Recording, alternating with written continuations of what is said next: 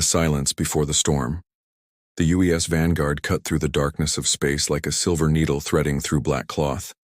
Captain Michael Torres stood on the bridge, his reflection ghosting across the main viewport as stars streaked past in their faster-than-light journey. The ship was humanity's newest achievement, fresh from the orbital shipyards above Mars, carrying a crew of 180 souls on their first real mission beyond the inner colonies. Michael was 42 years old, a career officer who had spent 20 years working his way up from ensign to captain, and this command represented everything he had worked toward. His crew was young, eager, and mostly inexperienced in actual combat, but they had trained hard for 8 months, and Michael believed in them. The Vanguard herself was a beauty, 300 meters of cutting-edge human engineering, equipped with quantum computers, plasma weapons, energy shields, and an experimental jump drive that could cross light years in hours instead of weeks. The Galactic Council had approved humanity's entry into interstellar space only 5 years ago, and in that time, humans had absorbed alien technology like sponges soaking up water. They had learned fast, built fast, and now they were ready to prove themselves as equals among the older civilizations that dominated the galaxy, or so they hoped. The truth was that most alien species still looked down on humanity as newcomers, primitive apes who had barely learned to leave their own star system. The Krell Empire especially made no secret of their contempt for the new arrivals. Chief Engineer Lisa Hammond called out from her station near the back of the bridge, her voice carrying the slight edge of someone who had been awake too long. Captain, all systems are running at peak efficiency.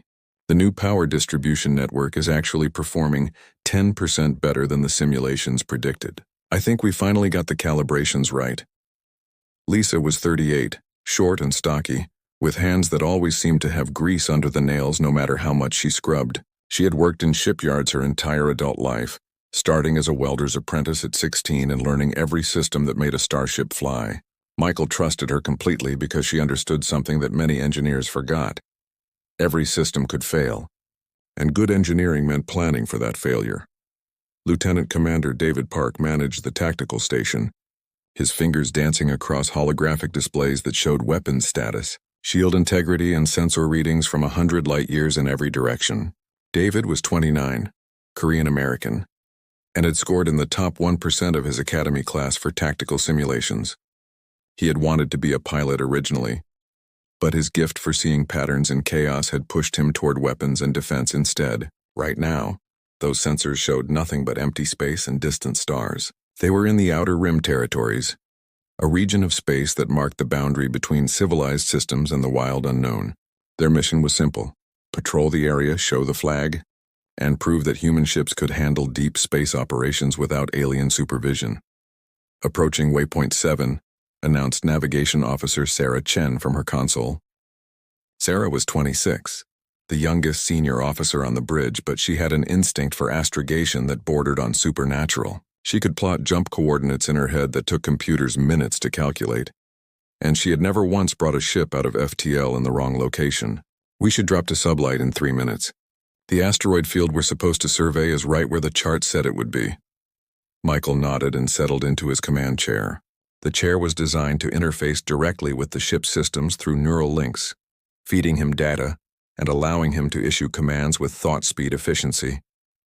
It was impressive technology, and it made him slightly uncomfortable in ways he could never quite articulate to anyone else. The 3 minutes passed in routine quiet. Crew members checked their stations, ran diagnostics, and prepared for the transition to normal space.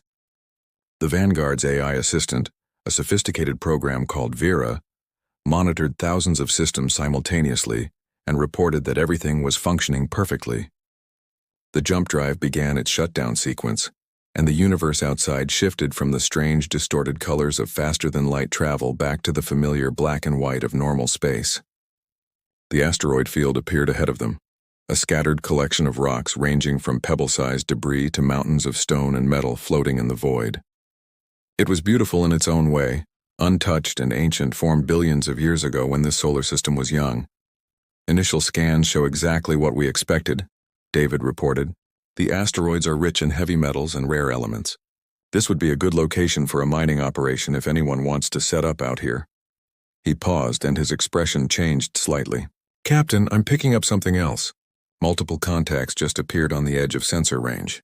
They came out of FTL almost on top of us. Michael felt his stomach tighten with the same instinct that had kept him alive through 3 border conflicts and a dozen dangerous situations. "How many contacts?" he asked, keeping his voice level and calm because a captain's tone set the mood for the entire bridge.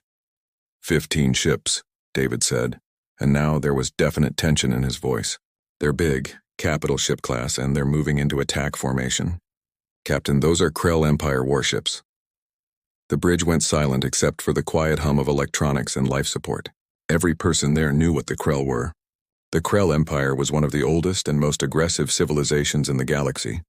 A species of reptilian warriors who believed strength was the only virtue that mattered. They were technically members of the Galactic Council, but they pushed the boundaries of acceptable behavior constantly, and they had made their opinion of humanity very clear on multiple occasions. Humans were weak, inferior, barely worthy of notice except as potential slaves or targets for sport. The fact that 15 Krell warships had just appeared in attack formation around a lone human vessel was not good news. "Red alert," Michael ordered, and alarms began wailing through the ship as crew members rushed to battle stations. "Raise shields and charge weapons." "Communications? Try to hail them and find out what they want." Lisa's hands flew across her engineering console as she diverted power to shields and weapon systems. David brought up tactical overlays showing the Krell formation, analyzing attack vectors and calculating firing solutions. Sarah began plotting emergency jump coordinates in case they needed to run, though everyone knew the Krell ships were faster and could probably catch them before the jump drive could spin up again. The Vanguard might be humanity's newest warship, but she was 1 ship against 15, and the Krell had been building warships for thousands of years. The main view screen flickered and changed to show the interior of a Krell command deck. The Krell admiral who appeared was typical of his species, nearly 8 feet tall, covered in dark green scales, with yellow eyes that had no pupils and a mouth full of sharp teeth designed for tearing meat. He wore armor decorated with kill markings, and behind him Michael could see dozens of Krell warriors moving with the confident efficiency of a crew that had fought many battles. The admiral smiled, and it was not a pleasant expression. "Human vessel," the Krell said in perfect English, his voice a deep hiss that seemed to carry contempt in every syllable. "You are far from your home system. This is unfortunate for you." Michael stood up and faced the view screen directly, meeting those yellow eyes without flinching. "I am Captain Michael Torres of the United Earth ship Vanguard. We are on a peaceful survey mission in neutral space, operating under full authority of the Galactic Council. What is the meaning of this hostile deployment?" The Krell admiral's smile widened. "The meaning is simple, human. Your species has been permitted to join the greater galaxy, but you have not yet learned your place. You build ships with technology you barely understand. You pretend to be warriors when you are merely prey animals who learn to use tools. Today you will receive a lesson in humility. This is an act of war," Michael said flatly. "We are both council members. Any unprovoked attack will result in sanctions and military response." The Krell admiral laughed, a sound like rocks grinding together. "War requires 2 sides with comparable strength. This is not war. This is education, and the Council will learn only what we choose to tell them, which is that your primitive ship suffered a catastrophic systems failure in deep space. Such tragic accidents happen to species who venture beyond their capabilities. There will be no witnesses, no evidence, and no consequences for us. Your species will mourn, and perhaps they will learn to stay closer to home." The view screen went dark. For one heartbeat, Michael stood frozen, his mind racing through options and finding very few good ones. Then David's voice cut through the silence with urgent intensity. "Captain, all 15 ships are charging weapons." "Wait, they're charging something else too. Energy signature is massive, unlike anything in our database. Whatever it is, it's about to fire." Michael opened his mouth to order evasive maneuvers, but he never got the words out. The universe turned white. A blinding flash that seemed to come from everywhere at once, and then everything died. Every light on the bridge went dark simultaneously. Every display, every hologram, every glowing console indicator vanished as if they had never existed. The gentle background hum of the ship's systems, so constant that nobody usually noticed it, cut off completely. The artificial gravity failed, and Michael felt his stomach lurch as he started to float up out of his command chair. Emergency lights should have activated within 3 seconds. They were independent systems with their own power supplies, specifically designed to function when everything else failed. They did not activate. Michael counted seconds in the absolute darkness, hearing his crew breathing hard around him, hearing someone curse quietly in Spanish, hearing another voice start to pray. 10 seconds, 15, 20, nothing. The Vanguard was dead, completely and utterly dead, floating in space like a tomb. Michael's mind raced through the possibilities, and he did not like any of them. An electromagnetic pulse weapon, something powerful enough to overwhelm every circuit and every computer on a ship designed with multiple redundancies and shielding against exactly this kind of attack. Such weapons were illegal under every Galactic Council treaty, banned for over 2,000 years because they were considered too indiscriminate and too cruel. The Krell had just used one anyway. A voice cut through the darkness, coming from the back of the bridge where the engineering station was located. Lisa Hammond's voice, rough and loud, shouting to be heard without the benefit of the communication system. "Captain," they hit us with an EMP. "Everything electronic is fried completely. Computers, weapons, shields, life support, everything." Michael grabbed his chair to stop himself from floating away in the zero gravity. His mind processed the implications quickly and coldly. No power meant no shields. No engines meant they could not run. No weapons meant they could not fight. The Krell would board the ship, kill everyone aboard, and then push the dead Hulk into the sun or leave it to drift as evidence of a mysterious systems failure. Clean, simple, and completely unprovable. "Do we have anything?" Michael called out into the darkness. "Anything at all that still works?" There was a pause, and then Lisa's voice came back with something in it that made Michael's heart beat faster. Not fear, but excitement. The tone of an engineer who had just remembered something important. "Captain, they shut down our computers and our electrical systems. They fried everything that runs on circuits. But this ship was designed by humans who have been building machines for 300 years. We were in space when computers failed regularly. We planned for it. We have manual overrides. We have mechanical backups. We have systems that do not need electricity at all." Michael felt a fierce grin spread across his face in the darkness. The Krell thought they were so advanced, so superior, with their thousands of years of technology and their contempt for primitive species. They had forgotten something important. Humans had been building machines since before they left Earth. They knew every machine could break. They planned for it. They carried tools and knew how to use them. "Lisa," Michael said, his voice carrying through the silent bridge with absolute authority. "Get to engineering with your team.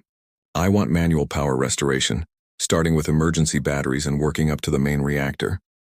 Use anything that works. Sarah," he continued, "find me anyone who can navigate by stars and manual calculations. David, get to the armory and break out every weapon that does not need batteries or circuits. If it is mechanical, if it is chemical, if it is just a sharp piece of metal, I want it distributed to the crew." He pulled himself to the emergency supply locker that was built into every bridge station. Inside was a chemical light stick, the kind that campers had used on Earth for over a century. He cracked it, and pale green light flooded the bridge. In that ghostly glow, he saw his crew looking at him. Young faces, scared faces, but also determined faces. They were far from home, floating dead in space, with alien warriors preparing to cut through their hull and kill them all. But they were not helpless, and they were not defeated. "Listen to me," Michael said, his voice strong and clear. "The Krell think we are primitive. They think shutting down our computers means shutting down our ability to fight. They are about to learn that humans fought wars for thousands of years before we invented computers. We carried swords and spears. We used bows and catapults. We sailed ships using wind and stars. We are going to restart this ship the hard way.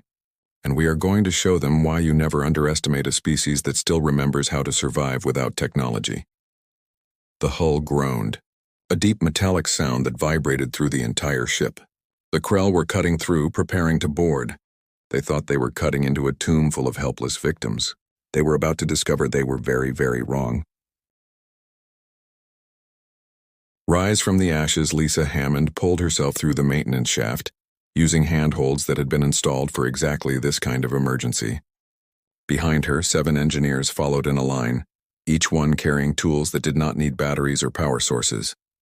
The shaft was narrow, barely wide enough for a human body, and it was completely dark except for the chemical light sticks they had cracked open.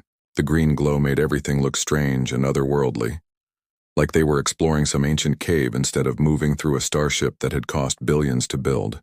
Lisa's mind was racing through schematics she had memorized during construction, mapping out every manual override point, every mechanical backup, every system that could function without computer control. There, she said, pointing at a junction box mounted to the shaft wall about 10 meters ahead.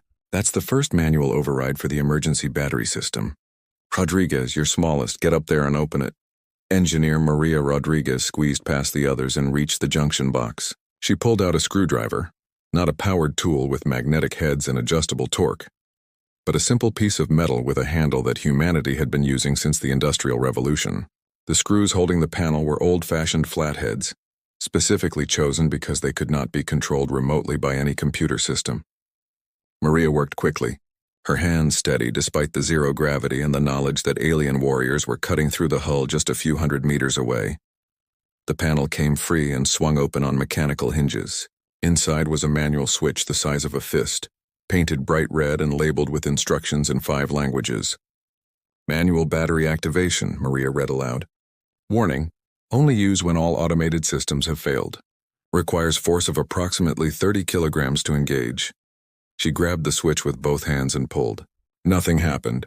The switch was stiff from years of never being used, locked in place by mechanisms designed to prevent accidental activation. Maria braced her feet against the shaft wall and pulled harder, her arms shaking with effort.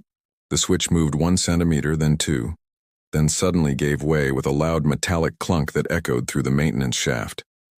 Somewhere deep in the ship's infrastructure, a mechanical relay closed. A backup battery, sealed in its own protected compartment and isolated from the main electrical systems, activated and began feeding power into the emergency circuits. It was not much power, just enough to run life support and a few lights in critical areas, but it was something. A few dim red lights flickered to life along the maintenance shaft, and Lisa heard someone behind her let out a breath they had been holding. 1 down, Lisa said. 46 more to go. Move out. They pulled themselves deeper into the ship, moving from junction box to junction box, manually activating systems that had been designed to work even when everything else failed. It was slow, exhausting work, and every minute they heard the hull groaning as Krell cutting beams burned through titanium alloy. On the bridge, Michael Torres had opened every emergency supply locker and was distributing their contents. Chemical light sticks for illumination, paper star charts that navigation officers were trained to use but rarely needed, mechanical compasses that worked on magnetic principles understood by sailors for thousands of years, hand tools for repairs, and weapons, the kind that did not require batteries or power packs. David Park had reached the main armory and was passing equipment through the bridge access hatch. Magnetic accelerator rifles that used springs and electromagnetic coils to fire solid projectiles. They needed some electricity to be fully effective, but they could still fire basic rounds using purely mechanical force, like sophisticated crossbows mixed with old gunpowder rifles. There were also combat knives, hand axes, and even a few compound bows with carbon fiber arrows. "Sir, is this really going to work?" asked Ensign Tommy Wu, a young tactical officer who was holding a rifle and looking doubtful. "They have plasma weapons and energy shields. We have what amounts to fancy slingshots." Michael looked at the young man and saw his own doubts from 20 years ago, back when he was fresh out of the academy and thought that technology was the answer to everything. "Ensign, do you know why human ships still carry fire axes and hand tools even though we have molecular cutters and plasma torches?" Tommy shook his head. "Because sometimes the fancy tools break, and when they do, an axe still works. The Krell have designed their shields and armor to stop energy weapons. They have trained to fight enemies who use plasma and lasers. They are not prepared for enemies who throw knives and shoot arrows." The hull groaned again, louder this time, and everyone on the bridge felt it through their feet. "Breach imminent at airlock 7, David reported. He had managed to get one of the emergency communication panels working, a basic system that used radio waves instead of quantum entanglement. Marines are in position. Lieutenant Marcus Stone commanded the Vanguard's Marine detachment, and right now he was floating in the corridor outside airlock 7 with 20 Marines behind him. Marcus was a big man, built like the wrestlers his grandfather used to watch on television, with scars from 3 different combat deployments and a reputation for being too stubborn to die. He carried a magnetic rifle in his hands and had a fire axe strapped to his back. The axe was standard equipment on every human ship, a regulation that dated back to the early days of space travel when fires were the most common shipboard emergency. "Remember the briefing," Marcus said quietly to his Marines. His voice calm despite the circumstances. "Their shields are calibrated for energy weapons. Solid projectiles will get through eventually. Aim for joints in their armor and gaps in their protection. Use the environment. Use surprise. Use anything that works." The cutting beam finished its work and a circular section of hull fell inward with a shower of sparks. Atmosphere started venting into space until emergency seals, purely mechanical systems driven by compressed springs, slammed shut and isolated the breach. 3 Krell warriors came through the hole, moving with the confident swagger of soldiers who expected no resistance. They were massive, nearly 8 feet tall, covered in scales and battle armor that had been proven in 1,000 conflicts. They carried plasma rifles that could burn through steel and energy shields that shimmered in the dim red emergency lighting. Marcus and his Marines waited in the shadows on either side of the corridor. They had no powered armor, no energy shields, no advanced targeting computers. What they had was patience and the accumulated knowledge of every human hunter who had ever waited for prey to come within range. The Krell moved into the corridor, their helmet sensors showing no active power signatures, no weapons charging, no threats detected. Their training told them the ship was dead and the crew was helpless. Their equipment confirmed it. They were wrong on both counts. Marcus stepped out behind the last Krell warrior and swung his fire axe with all the strength his zero-gravity training allowed. The blade, made of titanium alloy with a monomolecular edge designed to cut through burning bulkheads, hit the Krell in the back of the neck where armor plates met and scales were thinnest. The alien went down without a sound, its spine severed before its brain could register the attack. The other 2 Krell spun around, raising their plasma rifles, but Marines fired from both sides of the corridor before they could aim. Magnetic rounds hammered into energy shields at a rate of 600 rounds per minute. The shields were sophisticated technology, generating fields that could absorb and dissipate tremendous amounts of energy. They were calibrated to stop plasma bolts and laser beams, threats that delivered their damage through heat and electromagnetic radiation. But solid projectiles were different. Simple metal moving fast was a problem that energy shields struggled with, and the magnetic rounds kept coming in a sustained barrage that overwhelmed the shield generators. One Krell managed to fire his plasma rifle, and the bolt lit up the corridor like lightning, punching through a Marine's shoulder and leaving a cauterized wound. The Marine, a woman named Jennifer Hayes, screamed but kept firing. Her finger stayed on the trigger as her rifle dumped round after round into the Krell's shield, until the generator overloaded and failed. The alien staggered backward and another Marine threw a combat knife. Just a knife, 8 inches of steel with a handle wrapped in cord, the kind of weapon that humans had been carrying since the Bronze Age. It slipped past the failing energy shield like the shield was not there, and buried itself in the Krell's eye socket. The warrior dropped, and Marcus shot the last one 3 times in the chest at point-blank range. The alien's armor cracked under the impacts, and Marcus hit him once more with the axe to make sure he stayed down. "Breach 7 secure," Marcus reported over the radio. 3 hostiles eliminated. "We have 1 casualty, non-critical. They were not expecting us to fight back." Similar reports came in from 3 other breach points around the ship. The Krell had expected to board a dead vessel full of helpless victims. Instead, they found humans who were angry, determined, and fighting with a ferocity that surprised warriors who had conquered dozens of species. In engineering, Lisa's team had reached the main reactor room. It was a massive space, 5 stories tall, filled with pipes and conduits and the huge cylindrical shape of the ship's fusion reactor. Normally it glowed with blue light and hummed with the sound of contained stars burning in magnetic bottles. Now it was dark and silent, a sleeping giant that needed to be awakened. "We need to manually restart the core," Lisa said, floating in the center of the room and studying the reactor by the light of chemical glow sticks. "But there is a problem." Engineer Jackson Lee, a thin man with glasses who looked more like a professor than a spaceship mechanic, laughed without humor. "Only one problem? That is good for us." Lisa did not smile. "The safety systems are offline. The computer that monitors containment field integrity is dead. If we restart the reactor without those systems, and we get the sequence wrong even slightly, the containment field will fail. The magnetic bottles will collapse. The fusion reaction will expand uncontrolled, and this ship will vaporize in approximately 4 seconds. The engineering team stared at her in silence. They were floating in zero gravity in the dark, with enemy warriors cutting through the hull, and now they had to manually restart a fusion reactor, using calculations that normally required quantum computers to perform. It should have been impossible. It probably was impossible.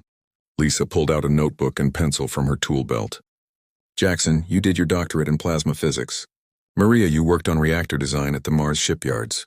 I built 3 of these reactors with my own hands. Between us, we know everything there is to know about how this machine works. We are going to do this manually, the way engineers did it before we had computers to do the thinking for us. For the next 20 minutes, while battles raged through the ship and Krell warriors pushed deeper into human territory, Lisa's team worked on the reactor restart sequence. They calculated magnetic field strengths using equations written on paper. They manually adjusted plasma injectors using mechanical cranks that had backup manual controls for exactly this situation. They monitored temperature and pressure using analog gauges that did not need computers to display information. It was exhausting, terrifying work, and every calculation had to be perfect because there was no margin for error. Jackson's hands shook as he wrote numbers, and he had to stop twice to recalculate when he made mistakes. Maria cranked the plasma injector controls until her arms burned with fatigue. Lisa coordinated everything, checking their work, running through the sequence in her mind again and again, looking for errors that would kill them all. Okay, Lisa finally said, her voice hoarse from shouting instructions. This is it. The sequence is ready. When I activate the manual ignition system, we will have 30 seconds to confirm the containment field is stable before the reaction becomes self-sustaining. If anything goes wrong, we will not have time to shut it down. She looked at her team, seeing the fear in their eyes but also the determination. Everyone understand? They nodded. Lisa pulled herself to the manual ignition panel, a system that existed solely as a backup for situations exactly like this. She grabbed the activation lever and pulled. Deep inside the reactor, mechanical systems engaged. Magnetic coils powered up using the emergency batteries Lisa's team had activated. Plasma injectors opened, feeding hydrogen isotopes into the reaction chamber. The temperature inside the magnetic bottles began to rise. 10 million degrees, 50 million, 100 million. The temperature of a star contained by invisible magnetic fields. Lisa watched the analog gauges, her heart pounding so hard she could hear it in her ears. The containment field was holding, but barely. It was fluctuating by 2%, which was within acceptable parameters but much closer to failure than she liked. Come on, she whispered to the reactor like it was a living thing that could hear her. Work with me. We built you well.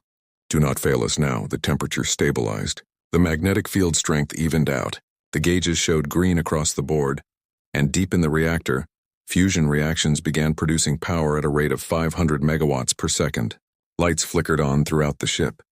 Computer systems began their reboot sequences.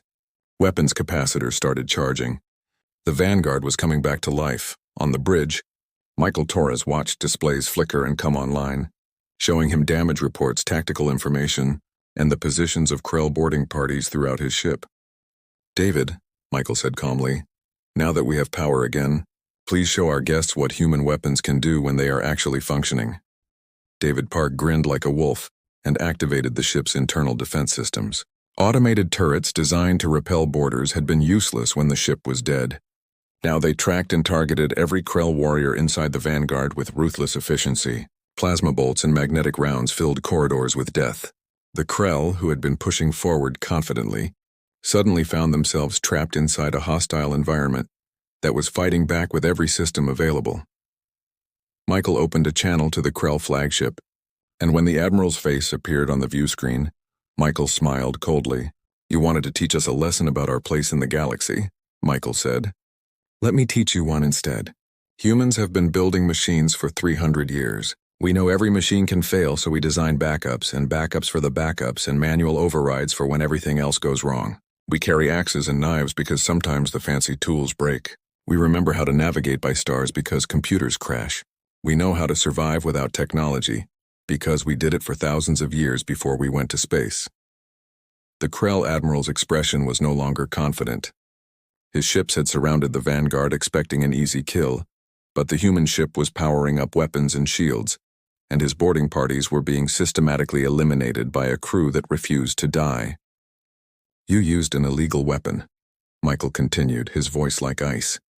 You attacked a council member without provocation. You intended to commit murder and cover it up, but you failed because you underestimated us. That was your first mistake. Your second mistake was not finishing the job when you had the chance. Michael gestured to David, who fired every weapon the Vanguard had in a coordinated barrage that lit up space like fireworks. The Krell flagship's shields absorbed most of the damage, but not all. The Vanguard was smaller and weaker than any single Krell warship, but she was angry now, and her crew was fighting with the desperation of people who knew they should be dead but refused to accept it. Plasma cannons burned through armor. Magnetic railguns punched holes in shield generators. Missile tubes launched warheads that turned 2 Krell destroyers into expanding clouds of debris. The battle lasted 8 minutes, and when it was over, the Krell flagship was damaged and retreating. 4 of their ships were destroyed, and the rest of their fleet was jumping to FTL to escape. The Vanguard floated in the silence after battle, scarred and wounded but alive. Michael Torres stood on his bridge, surrounded by his crew, and felt pride so fierce it almost hurt. They had been hit with a weapon that should have killed them all. They had been boarded by warriors who had conquered empires. They had faced impossible odds with nothing but manual tools and human stubbornness, and they had won. "Status report," Michael said, his voice tired but steady. Lisa's voice came over the communication system. "Main reactor is stable. We have 70% power and rising. Damage control teams are working on the hull breaches. We lost 16 people, Captain. 16 brave people who fought like hell." Michael closed his eyes for a moment, honoring the dead in silence. Then he opened them and looked at his crew. "Get me a channel to Earth Command," he said. "Priority Alpha. We have a story to tell, and the Galactic Council needs to hear it." The message that went out that day changed everything. The recording of the Krell Admiral's admission of guilt, the documentation of illegal weapons use, and the evidence of humanity's unexpected victory spread through the galaxy faster than light. Species that had dismissed humans as primitive newcomers suddenly looked at them with new respect. The Krell Empire faced sanctions and military restrictions, and humanity's military doctrine changed overnight. From that day forward, every human warship carried manual backups for every system. Every crew trained in low-tech combat and survival. Every engineer learned to calculate by hand what computers normally handled automatically. The Vanguard became a legend, the ship that refused to die, and her crew became heroes who proved that humanity's greatest weapon was not their technology, but their refusal to give up even when every logical calculation said they should. Michael Torres stood at the viewport watching stars that seemed brighter now and smiled. The Krell had wanted to teach humanity a lesson about their place in the galaxy. They had succeeded, just not the lesson they intended. Humanity's place was not as subordinates or victims. It was as survivors, as fighters, as a species that would adapt, overcome, and triumph no matter what the universe threw at them.